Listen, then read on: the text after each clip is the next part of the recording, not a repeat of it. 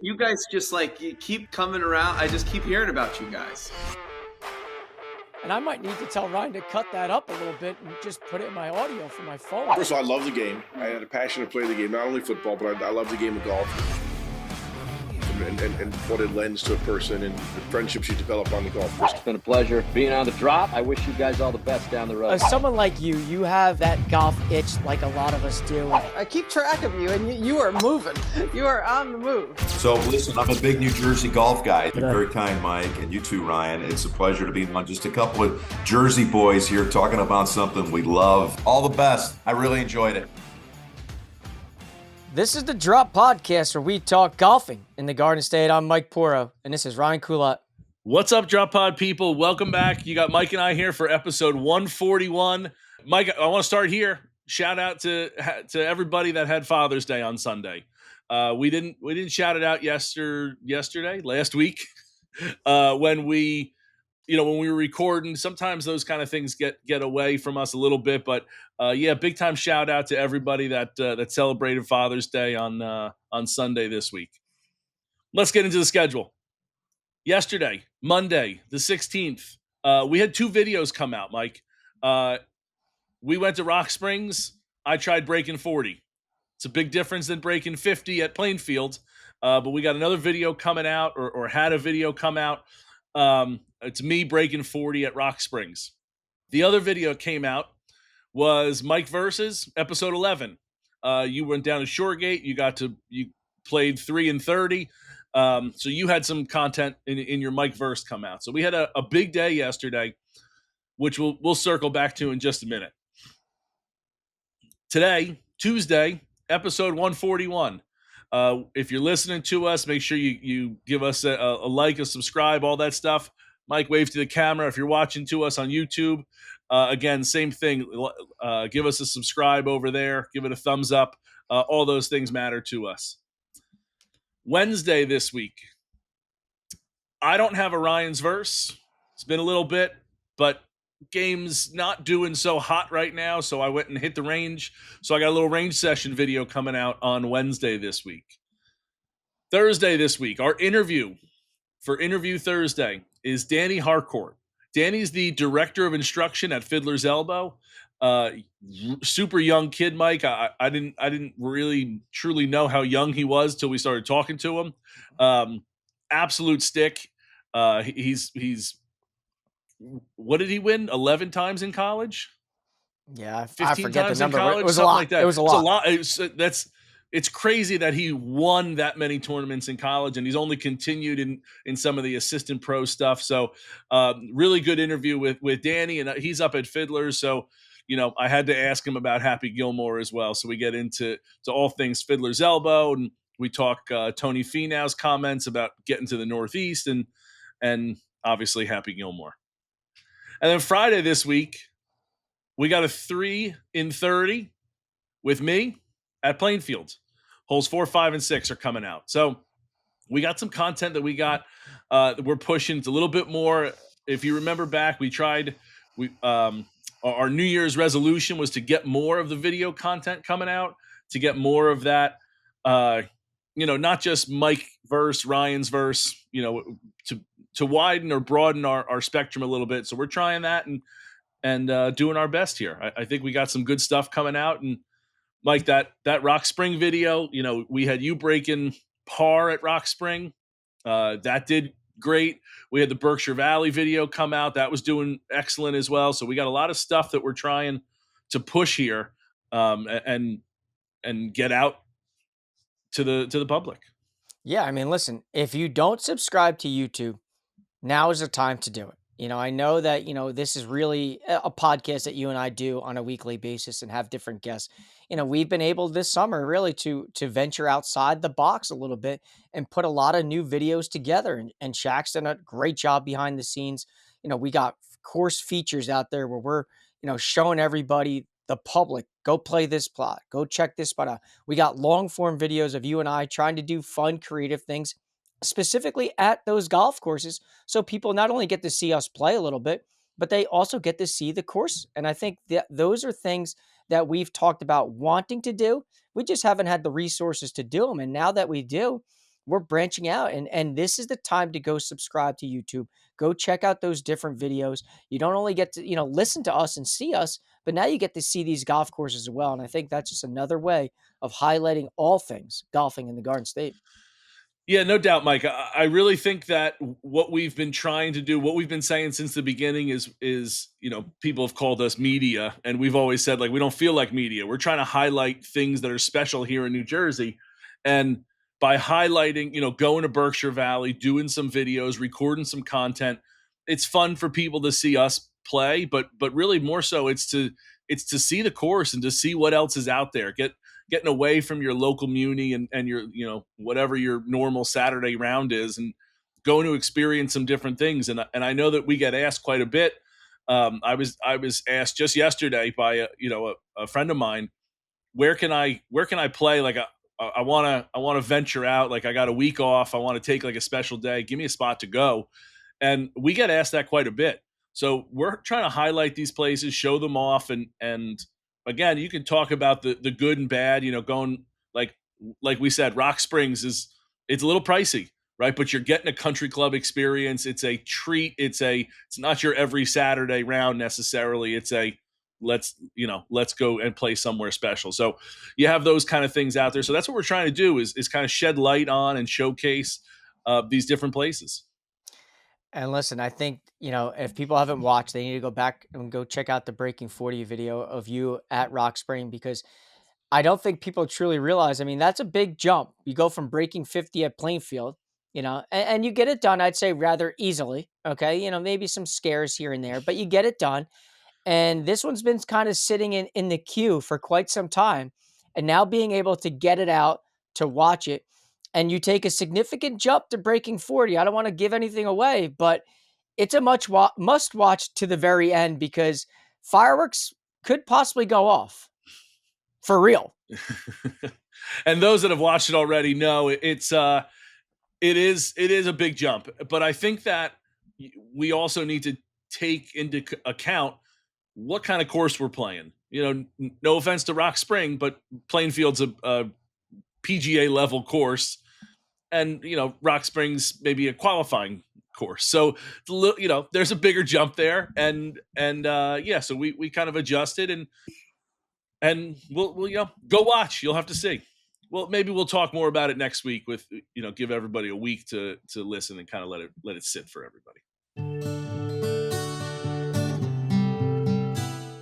Today's episode is brought to you by All County Exteriors, your go-to for roofing, siding, windows, doors, and all things exterior home remodeling. As a third-generation family-owned company with over 40 years of experience, All County has earned the reputation for top-quality craftsmanship and service, far outlasting the industry standard. Whether it's a small repair or a full home upgrade, they serve both homeowners and builders across New Jersey. They're deeply rooted in the community, proudly supporting Make-A-Wish, St. Jude's, Roofs for Troops, and parents of autistic children. Thinking about a project? Now's the time. Get an instant 20% off for a limited time. Call 732-370-2780 or email them info@allcountyonline.com to schedule your free, no obligation consultation. That's 732-370-2780. All County Exteriors, quality you can trust. Let me hit you real quick here with the fast facts, Rye. Because I obviously, I know the U.S. Open is a hot topic right now, but looking ahead to this coming week, you got another signature event, and I know some people don't like that on the PGA Tour where you go major signature event. They're up here still back in the Northeast. I know they went from Pennsylvania and Oakmont. Now they're going to Connecticut, the Travelers. Since it's a signature event, the only one in the field for us is Max. So hopefully Max continues playing good golf. I think he is really just, as you and I said, he's a win away from really kind of breaking through. He's gotten his name out there. His name's on leaderboards. His name's, high on leaderboards. He's making cuts, things along those lines. He just needs to break through and get that W. So it would be nice for this week to make it happen. Certainly would be. Yeah. It's Max doesn't have a win, but Chris does. Correct. But it does feel like Max has been the guy who's been more consistent on the tour for us, for sure. Yep. So yeah, hopefully Max can get it done. Nice that Chris gets a week off. I'm sure after the Oakmont, you know, grind, it'd be nice to have a week off. It feels like that's a glitch in the schedule, right? Like to have a signature event the week after. Yeah, I would feel like you'd want to bookend a big event like that and let the guys, if they wanted to play, great, let them play. If not, let's give them a week to. Yeah, I think I agree. It's a tough fit in the schedule. There's no Yeah. doubt. But to your other point, I think Chris would rather be playing than sitting home. So it is catch Sure. 22 with a lot of that, no doubt about it. So as we kind of venture a little bit south in a sense to the Corn Ferry Tour, again, another great title. Nothing beats the Corn Ferry Tour's titles because here we go. We're going with the Blue Cross and Blue Shield of Kansas Wichita Open. If you don't know, it's in Kansas. Okay, where Do you have probably a in Wichita. specific city? Okay. Nothing beats those titles, baby. And our guys, Ryan and James, are back in the field. So hopefully they continue doing some good things down there in the Corn Ferry Tour. Yeah, I mean, both guys made the cut at the Open, which we'll get into in a little bit, and that was huge. So hopefully they can keep that momentum rolling, and do some damage there at the Corn Ferry Tour. What a name! I mean, those Corn Ferry Tour names are like minor league team names. Gotta pay the bills. Yeah. So Mike, let's get into some of our main topics here. Let's start here. The MGA Pub Links happened where this podcast started, right? If you guys remember, Mike and I went and played golf one day at Hominy Hill. We played the back nine twice because we didn't feel like waiting at the turn. But the Hominy Hill held the MGA Pub Links, and the winner was Matt Lowe. It's a long day, 36 holes in one day, go around twice. Some other guys in the field, Derek Gutierrez, former guest of the show, finished in third. Ethan Lee, not a former guest of the show, but I know that he's a listener and is close to our circle here. He's in our atmosphere. Finished T4. And the one thing that I really want to take away from it, Mike, is the word on the street. Neither of us got to see it or experience Hominy in a while. Hominy's popping, and it's in great shape. And I think that's something that when that course when they get it good, it's as good as any good is in the state, I think, for any public course. Yeah, I can't lie. September of 22 seems like a long time ago. I will say that when this idea was poached out there into the world. And since then it's been like Tiger said, hello world. Yeah. And that's kind of like where we're at. But it's funny because after Matt did win the tournament, he shot 2 5-under 67s. He was -10, which is insane golf, right? I did talk to him a little bit about it, which is kind of crazy. He never saw the course ahead of time. Wow. He didn't play a practice round. He didn't go and play. Do you know where he's from? North, south? Like, is he? No, he's an MGA guy, so he's like a New York guy. Okay. He's a stud. Yeah. If you don't know, he's the former last year's reigning MGA Player of the Year. Wow. So he's a stick. Yeah. And which is kind of crazy is that he's a public golfer, right? He plays in these public events because his handicap sits at a public golf course. It's not at a private country club, Yeah. which allows Love him that. to play in events Yeah. like this. So it's kind of crazy. He's won it this is actually the second time he's won it.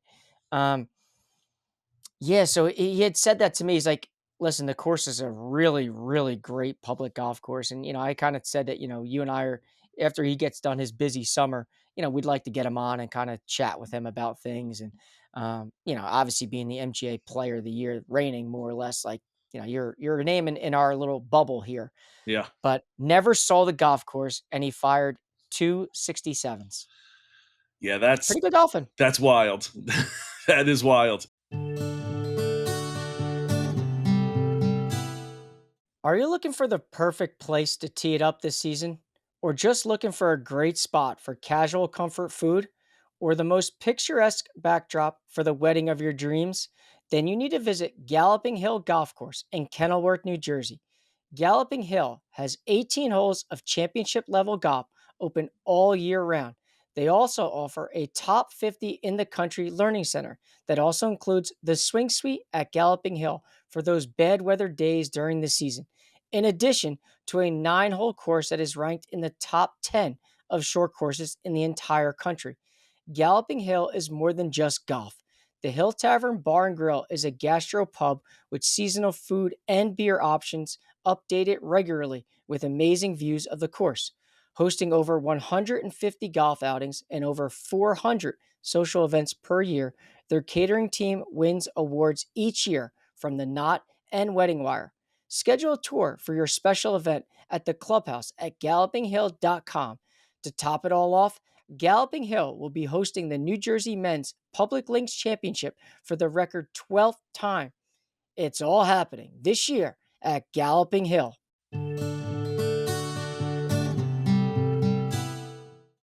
Mike, talk to me about Reed Greyserman. What's he been up to? Yeah, Talk a lot so about Max. listen. We've had Reed on. Yeah, Reed so- won at Forest Hill last year. Correct. Yeah, he won the state am at Forest State Hill. am. And obviously, he's got some, Florida ties. They moved down there. They have a place in Boca Raton. So he's got some, I guess more or less some ties to the Florida area, right? So he decided to play in the Florida State Amateur Championship, similar to what goes on here in New Jersey. Okay, but Florida is maybe a little more wider, bigger in a sense. I don't know in terms of the numbers, but I would assume, right? It's a bigger state. It only must be. Reed ended up, this is the one that we saw all the things about Tiger Woods' son. Charlie was out there playing in all this event and, could he make the cut? Things along those lines. Well, Reed won the Florida State Amateur. That had Charlie in it? Yeah. Whoa. Yeah, so That's this wild. it happened right after we recorded. Okay, so the final round was going on after we recorded. So I didn't even want to say anything because it's kind of like, I don't want to be that guy that ruins it because he didn't start out well. He went 74-75 in his first 2 rounds. Okay. So at that point, when I'm following from a distance and it's like, all right, I'm not even going to bring it up because he's probably pissed, right? Well, his 3rd round, he fires 64. 64. He goes from 75 second round, 64 third round. Wow. Then in the final round, carry the 7. That's a 9-shot difference. it's actually an 11-shot difference, 75 to 64, nonetheless. But then he goes 68 in the final round. He finishes at 7 under par and he wins on a first playoff hole. Wow. Sickening. That is crazy. And that's I think something along the lines of big time golfing. The fact that he's able to etch his name, not only in the New Jersey one, which, listen, we could go through a lot of big names that have won the here. Okay. A lot of big names. The fact to go down south and do that as well. That's pretty impressive. And knowing the fact that he's only going to be a rising sophomore at Princeton. I mean, listen, you got to keep an eye on a guy like this. I know that people want to constantly talk about Charlie Woods and other big time names out there in the ecosystem of junior golf, in collegiate golf, along all these lines. Reed is another guy that, hey, listen, he was, Absolute Princeton won the 2025 Ivy League championship. Okay. So he's played a part in that. Listen, he's a guy, you got to keep an eye on him. Mm-hmm. But big time things, I texted him after his win. I said, congratulations, great playing. Hopefully get up back here to New Jersey. Can he play in the New Jersey Am? Yeah, he's a defending champion. Okay. But I didn't know if you could only, if he's playing in the Florida Am, could he play in the New Jersey Am? If you have residency in these areas, you have the right to do it. Okay. So as long as you So his handicap must also be stored at a spot down in Florida. Gotcha. All right. So if by that token, then you can play kind of wherever. Okay. Hey. Pretty good. Yeah, good for him. Pretty good. I just can't, like, when you think about the states, Mike, we always talk about how good golf here is in New Jersey, right? How good the players are, how good are, and maybe it's, I know we got some Korn Ferry and PGA Tour guys, but we do I think sometimes we mean it in like, there are some guys here in the amateur world that are absolute sticks. Like we had Brian Comline on, and we talk about some of these guys, right? We talk about the golf courses, some of the best in the country, right? When you look at states that like we're competing with, you look at like it's kind of like Florida, California, Arizona. Those are like the three that come to mind that are like, okay, yeah, those are probably better because you're playing golf Texas. year round. Texas as well, Oklahoma, right? So those southern states where you're playing year round are probably better than what we have up here, right? The pool of players probably bigger because not only are they bigger states, more populated states, but again, when you're playing year round, it's easier to do. So for him to go down and win a Florida one of these states, it's not like he went up to Vermont and played less competition. He went to Florida and played more competition. Again, you mentioned Charlie Woods was in the field. Like that's a wild thing to have won. So good for Reed, man. That is very, very impressive. Super impressive.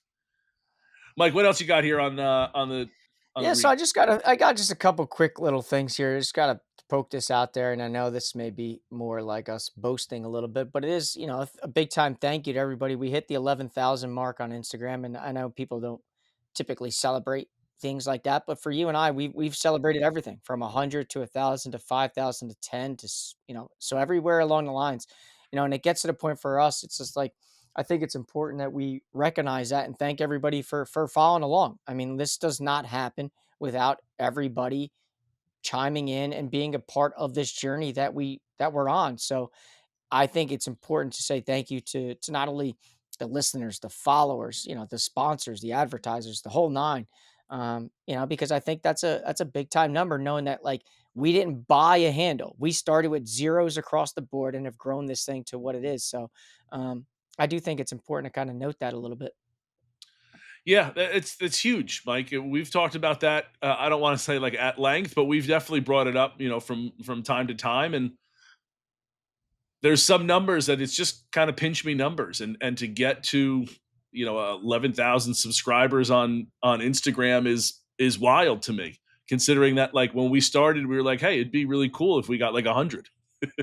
And then we got to like 500, and then we got to 1,000. So it's kind of pinched me. And even if you look at, we keep asking people, like we're doing stuff on YouTube. Like it seems like just yesterday we only had like 400 subscribers, and now we're creeping up on 1,200 subscribers on YouTube. So it's really pretty.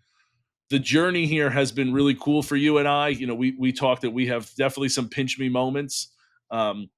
But again, we've said this before. We'll continue to say it doesn't get overlooked that we can't do this, or we wouldn't do this, or it's tough for Mike and I. This is not a full-time job for us, but we love the interaction that we get from you guys. We love the DMs, the tweets, the questions that we get, the text messages. You guys see us out, and I love to get my now fiance loves telling the story about the first time that we were out playing golf and some guy fanboyed over me. It was just like, it was really cool to just like, interact with somebody. And we're just people. That Happy Gilmore thing that I went to, like people recognizing me there. It was just like, it was cool to see that the people like what we're doing, Mike. And the more that you guys get into it, the more we want to get into it. So again, thank you for the subscriptions. Thank you for the likes, all that stuff. It's really huge for us. Yep.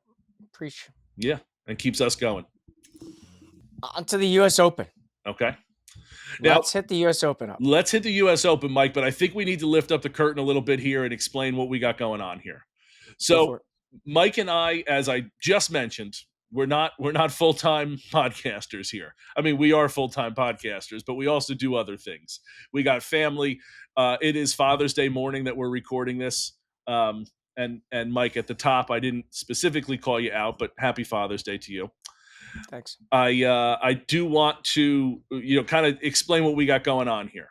This was a time for us to record because, we have stuff going on the rest of today and most of tomorrow. But we want to give you a recap that talks about Oakmont and it talks about the U.S. Open while also having the winner. So what Mike and I are about to do is we're going to do a little recap of Oakmont here. And then at the end of it, we're going to send you to a segment that we're going to record later on, because right now they haven't teed off for the 4th round yet. We're going to do a recap of the winner, and we're going to send that afterwards. So it'll be rather seamless, but it is going to be recorded in 2 different bits. And I bet you if I didn't say anything right now, you might not even notice, especially if you're listening. But that's kind of the plan for right now. So, Mike, to your point, let's get into the U.S. Open. Let's talk about just the absolute carnage that has been going on. I have loved every minute of it. Yeah, I know you have, because the amount of DMs I've gotten from you on Instagram, you would think that like we never talk through text messages. So yeah, I've been bombarded with you. You want to talk about being on your phone a lot? You've been on your phone a lot. I will say this to start the whole thing off. I know you and I jokingly say about this podcast, like, oh, you got to come on, you're going to win, get on this podcast, you're going to make cuts. Well, I do want to put this out there into the world that if you are a struggling golfer and you can't make a cut, whether it's a local qualifying event, whether it's a Corn Ferry Tour event, whether it's, the PGA Tour, we had 4 guys in the field in the United States Open. Okay, this is the third major of the season. All 4 of the guys that have been a guest on the podcast all made the cut. Chris Goddard, Max Greyserman, James Nicklaus, Ryan McCormick. There wasn't a guy that we had on that did not make the cut.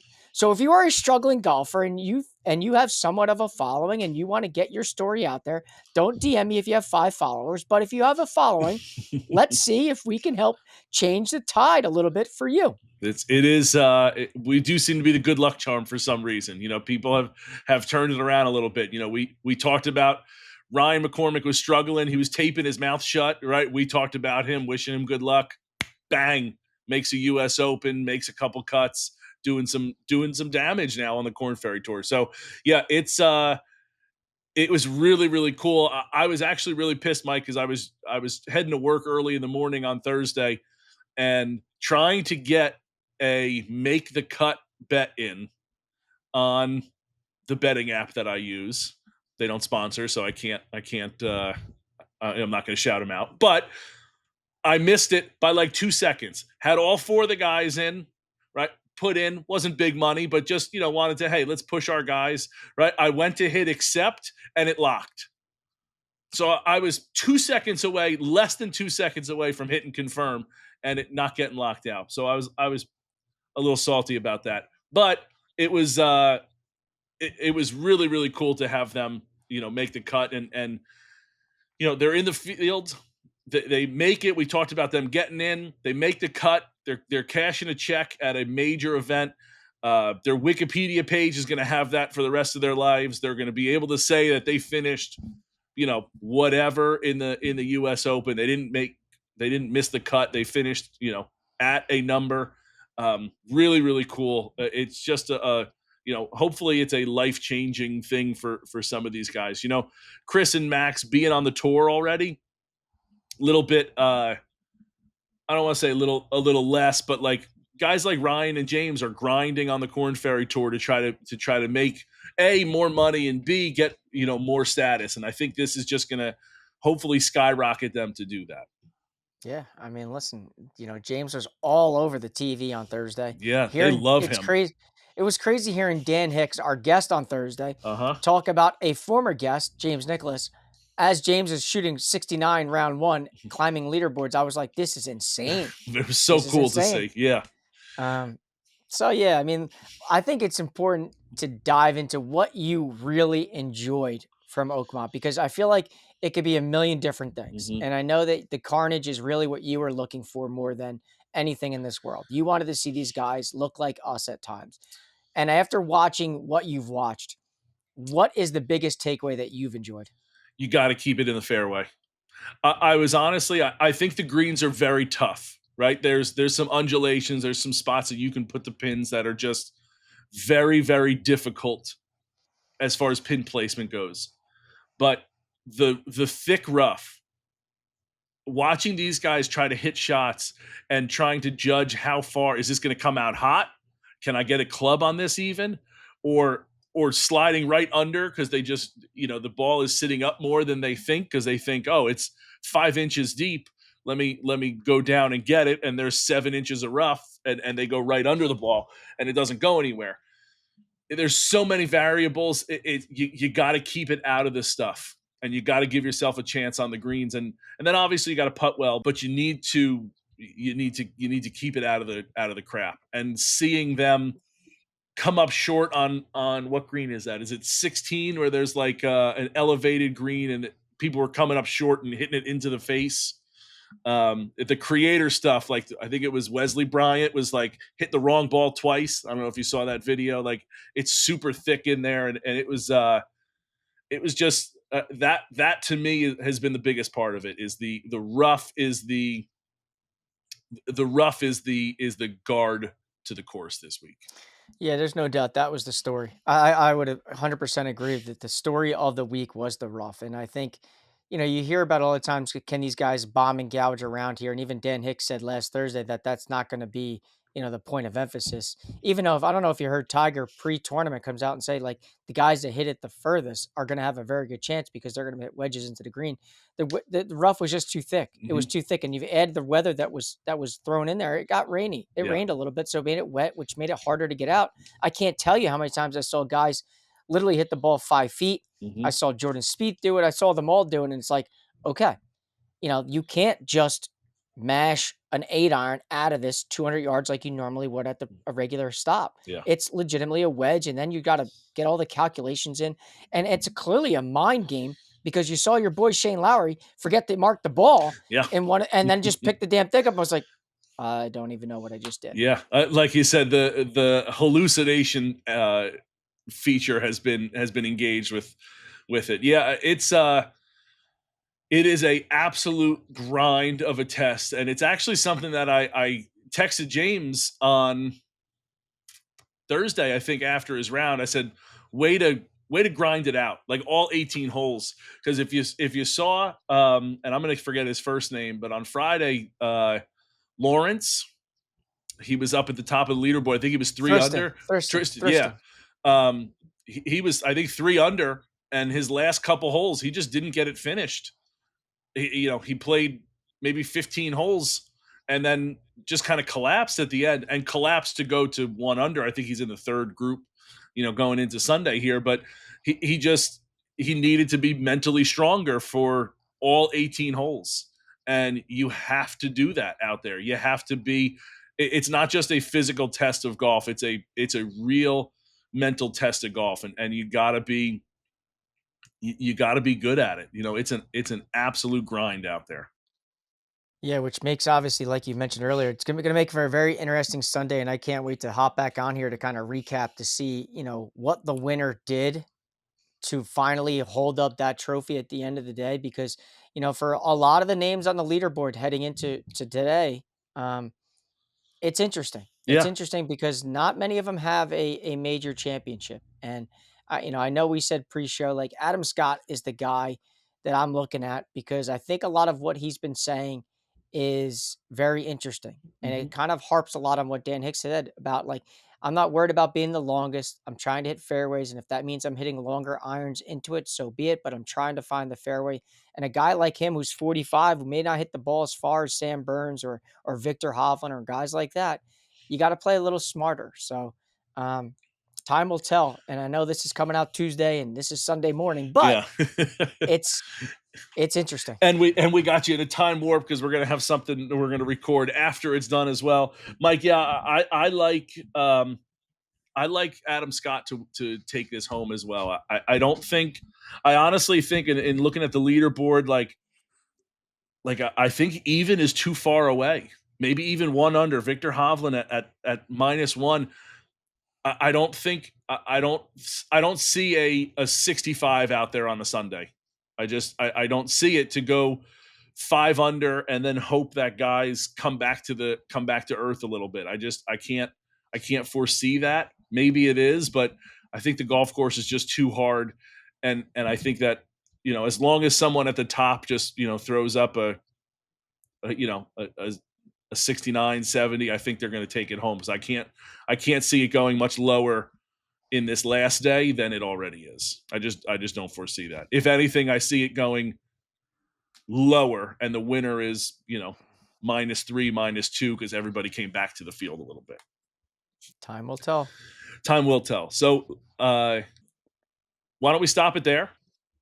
And the next time in 4 seconds when you hear our voices again, it's going to be recap of the results. All right, we're back.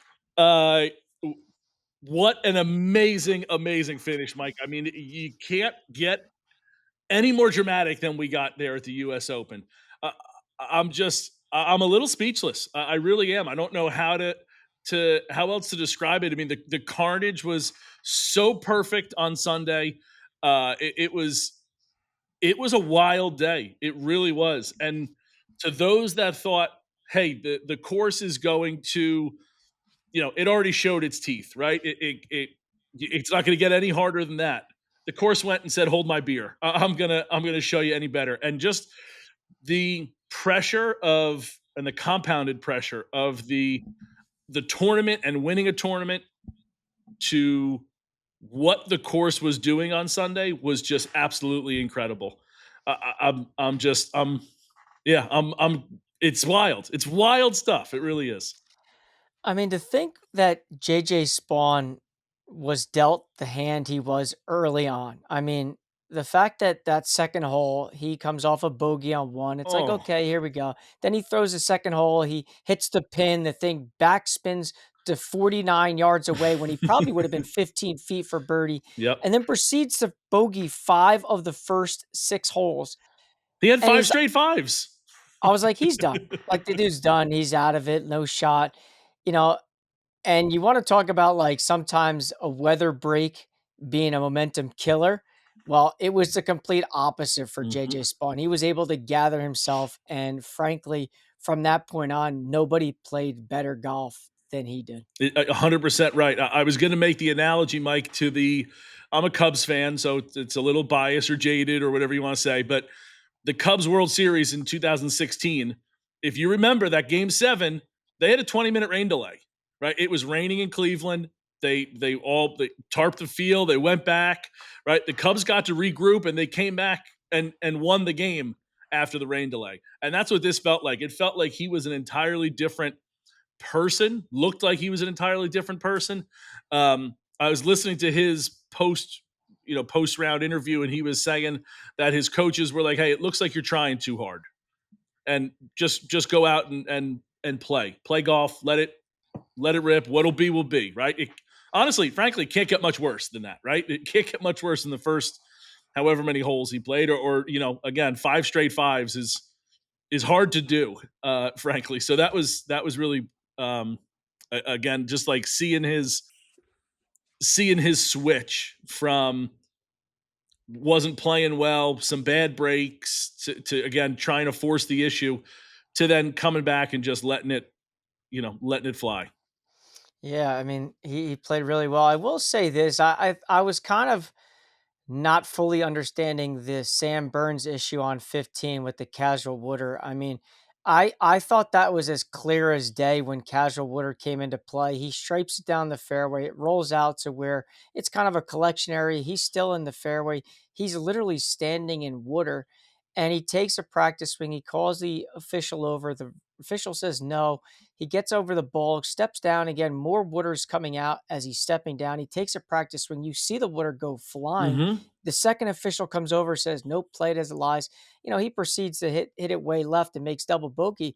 That was such a momentum changer because Sam Burns, it seemed like he was kind of in control with basically 4 holes to go.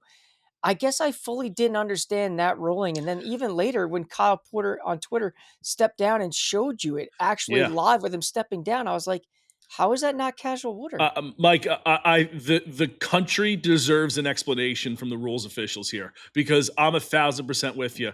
And I don't know. I don't know the rules as well as you do. So if you're confused, I'm definitely confused. But to me, that looked like you step. I'm a big guy, right? I step, water is probably spurting out even on a dry day. So I don't understand how it's so soaking wet. And he's just, again, that tweet that then went viral, all over, I'm sure, TikTok and Instagram. He's stepping around. How is that not? I don't understand what could have possibly been the ruling. I mean, Did he maybe decide that was the better spot because a drier area had a worse stance? No, he was denied. He was denied relief.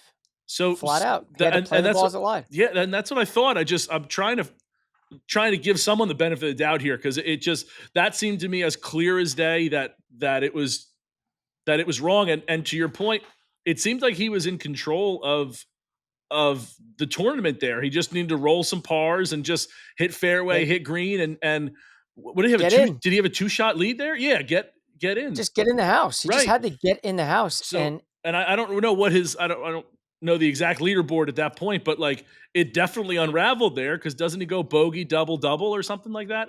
He bogeys 15. Couple?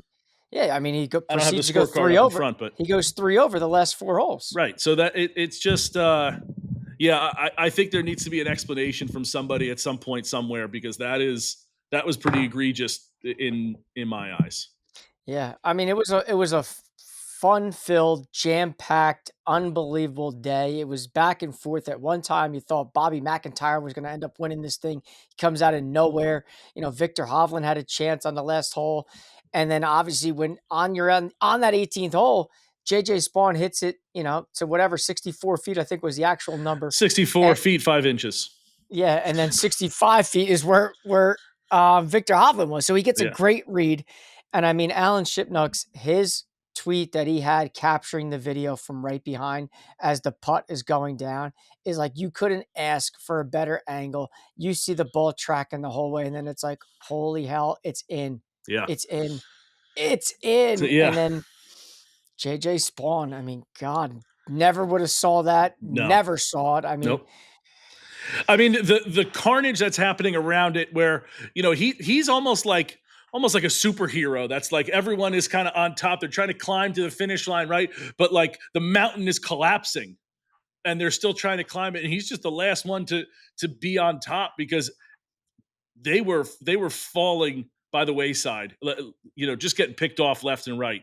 And I think to this point, you and I have talked about this a little bit over the years now.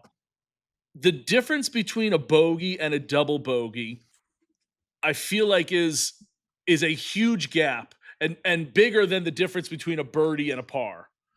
I don't know how to quantify that. I know you're an analytics guy. I just feel like you cannot take double bogeys, right? You can withstand a bogey because you can go get it back somewhere else, but you can't have double bogeys. And I don't know how many guys in the field did this. I'd imagine not too many, but he didn't have any double bogeys this week. And for him being able to avoid that all week is very impressive with how tough the course was. Yeah, double bogeys are round killers. I think there's no two ways around it because to your point, you can get them back with a birdie here and there. And it's not even so much as they are round killers. It's more like a deflator, like mentally, emotionally, physically. You're like, whether you start out with the double bogey or you end with it, you're like, dude, that just kills my round. Yeah. So yeah, JJ Spawn held it together. He took down a loaded leaderboard. I mean, goodness gracious, you had so many guys, I think, that'll sit back on Monday and be like, you know what? I could have looked at this, and if I didn't 3-putt or if I didn't make double, hell, I'm 1-2 back of winning the damn thing, and I didn't have my A game. Right, you're right in contention. Mm-hmm. I think the one thing, and I think why I like the course being so hard, or why I do like it, is I feel like golf doesn't test. This was a physical test. Obviously, it always is, right? But at a course that's this hard, having the mental fortitude to continue to go on through this while it's just such a tumultuous round, being able to stay focused on every shot moving forward, because it's so easy to reflect on the last one, right? Warren Spahn, 1800s pitcher, is playing in the 2000 Open. He JJ Spawn, to be able to hit the flagstick and have it roll back, that could have been deflating. And again, you could say it was arguably because he did go bogey, bogey, bogey, bogey. But for him to be able to not let it be a double, right? For him to continue to take a bad break and stay in the fight, to stay on it and not let it deflate. It could have been very deflating to the point of no return. And we kind of thought it was no return because You go ahead and shoot 40 on the front. It's everyone thinks you're out of it. So I thought that was the big mental test this week, maybe even more so than physical, was watching these guys be able to, again, I'm going to use the phrase "stay in the fight," to be able to stay on their, hey, this is our plan, right? We got a bogey there, got a tough break, we had to chip it out sideways, didn't get it on the green. Like, all right, next shot, next hole, next, like, what's up next? And that, to me, JJ Spawn did better than everybody else.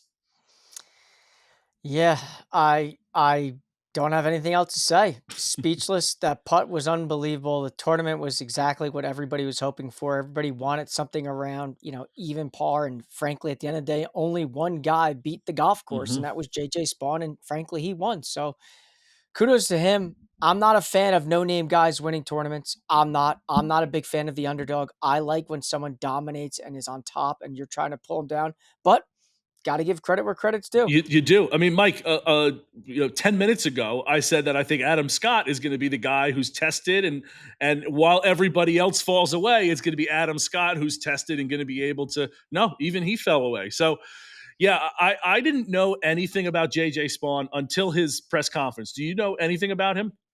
Yeah, well, JJ Spawn is the one that, he only had won one other tournament. He was ready to quit golf last year. Yeah. He battled with Rory at the Players and lost in the playoff when he hit his second shot on the second playoff hole in 17 over the green. Yeah. And he was like a notorious guy that's always been around. He's a journeyman, always just basically fighting for his card. He was Yeah. in name you saw on leaderboards, but no offense, you never took seriously. And I No. guess until now.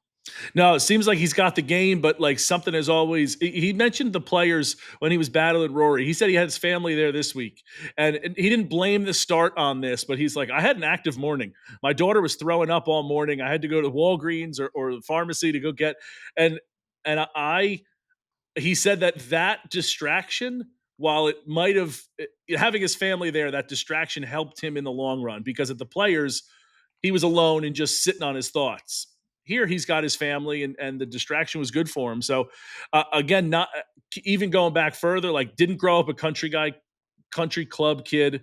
Didn't really. It seemed like he didn't really get into competitive golf until later. It was cool to hear him tell his story. Like, never played AGGA events or anything like that. So, yeah, a journeyman is, like you said, is spot on. And I'm with you. I like seeing the name guys, but maybe JJ. This is the first of JJ Spawn being a name that, name guys are no name guys until they do something. Maybe this is him doing something. Don't know. All right, Mike. That's a little recap here. I know we were a little awkward there with trying to get, before and after the Open, but we hopefully it worked out for everybody. Hopefully you liked it. Hear our thoughts here. But Mike, you got anything else for the people this week? No, I will say this as a little teaser. You and I, big day.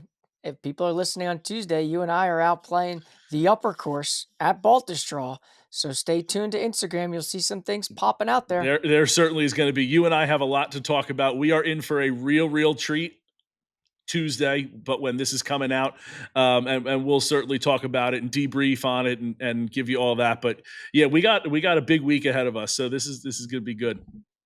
Stay tuned Thursday for our interview with Danny Harcourt, Director of Instruction at Fiddler's Elbow. Till then, cheers.